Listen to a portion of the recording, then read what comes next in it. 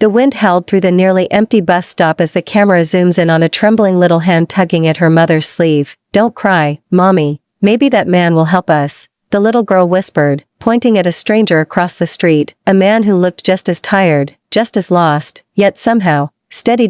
If you're watching this, stay with me till the end. This story will pull at your heart, and if it does, don't forget to like this video and subscribe for more stories that touch the soul. Samantha Hayes held her daughter Lily close as the winter cold bit through her thin coat.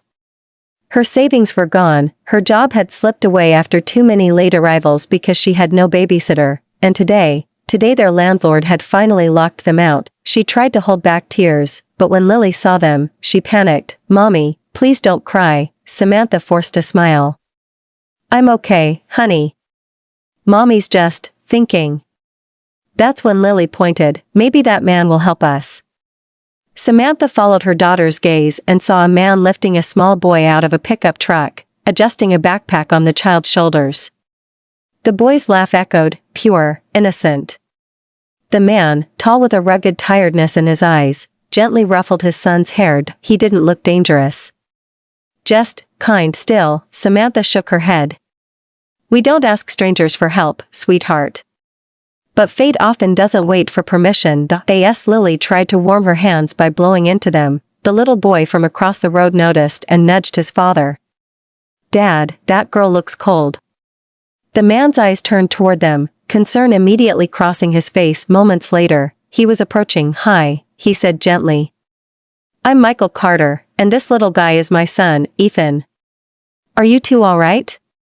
Samantha hesitated. Pride was heavy. Pain was heavier. "Finally," she whispered, we're having a tough day."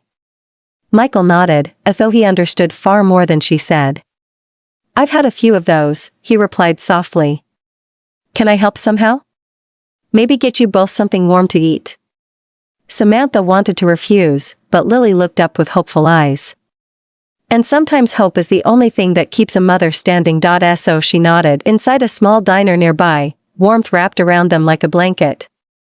Lily and Ethan laughed over pancakes, becoming instant friends. Samantha sat stiffly, still unsure if she should trust this stranger. Michael noticed. "You don't owe me anything," he said. "Believe me, I know what it's like to start from zero." "What happened?" she asked before she could stop herself. He sighed. "My wife passed 3 years ago. I was a mess. Had to raise Ethan alone, work night shifts, sleep 2 hours. I almost lost everything." He smiled faintly. "Someone helped me when I couldn't stand on my own. I promised myself I'd pass that kindness forward." Samantha's eyes burned. I lost my job. My landlord threw us out today. I have nowhere to take her tonight." It hurt to say it aloud. Michael didn't pity her, and that was the thing that broke her. He just nodded. "I know a place. A church shelter with private family rooms. It's safe. I'll take you." Samantha's voice cracked. Why help us?" Michael looked at Lily, then at Ethan. "Because one day, my boy might need help too. And I'd pray someone would see him the way I see your daughter, innocent and deserving of a chance." The shelter welcomed them with warm blankets and quiet rooms. Samantha expected Michael to leave, but instead he knelt to her level and said, "You're not alone anymore. Not if you don't want to be." For the first time in weeks, Samantha let herself believe those words. The next few days, Michael checked on them. He helped Samantha find a temporary job at a bakery where he sometimes delivered supplies. He watched Lily when Samantha worked early shifts. He fixed the broken zipper on Lily's bag. He even brought Ethan over so the kids could play. Slowly, gently, hope returned, but life wasn't done testing them. One day the bakery announced layoffs again. Samantha's name was on the list. She broke down behind the building, sinking to the curb. All the fear she'd buried came rushing back. Michael found her there, shivering. "What happened?" "I'm tired, Michael," she sobbed. "Every time I stand up, life knocks me down." He sat beside her, letting her cry into his shoulder. "Then let me help you stand," he whispered. "Not because you're weak, but because you're human." He pulled out an envelope. "Open it." Inside was a job offer, from the distribution company where he worked office assistant.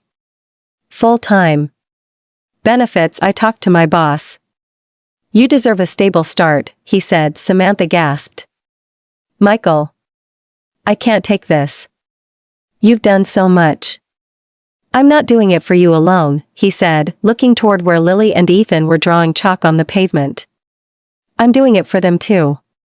Something shifted in Samantha's chest. Something warm. Something terrifyingly beautiful. Months passed, and Samantha built a new life piece by piece. A better apartment. A stable income. A school Lily loved, and Michael, he was no longer a stranger. He was the man who never let them fall again. One evening, after picking up the kids from school, Lily tugged Samantha's hand just like she had that cold night at the bus stop. Mommy? Yes, love? Are we gonna stay with Mr. Michael forever? Because I like forever. Samantha's heart fluttered. Michael, standing beside her, took her hand, slowly, respectfully, giving her time to pull away. She didn't. I like forever too, he said softly, and Samantha realized sometimes the people we need the most are the ones we meet when we are at our lowest. Sometimes strangers become family, sometimes broken pieces fit together in the most unexpected ways. If this story touched your heart, don't leave without liking the video. It helps more people find stories like this, and subscribe to the channel so you never miss another emotional journey full of hope, healing, and humanity. Thank you for watching till the end.